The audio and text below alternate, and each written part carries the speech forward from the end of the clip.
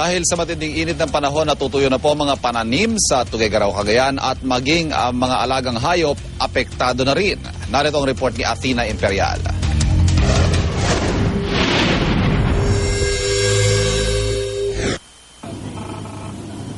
Mula sa Himpapawid, makikita ang nanunuyong mga ilog, tigang na lupa at nangamatay ng mga pananim ng Tuguegarao City sa Cagayan dahil sa matinding init. Ang epekto niyan, higit kong naunawaan ng nakausap ko ang ilang magsasaka.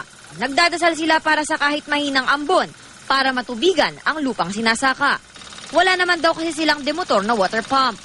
Kung wala kang pera, hindi ka makakakuha yung tubig. Matamlay rin daw ngayon ang mga alagang hayop na hindi na nakakakain ng maraming damo. Isa ang lungsod ng Tuguegarao sa mga pinakamaiinit na lugar sa Pilipinas. Para sa unang balita, Athena Imperial reporting.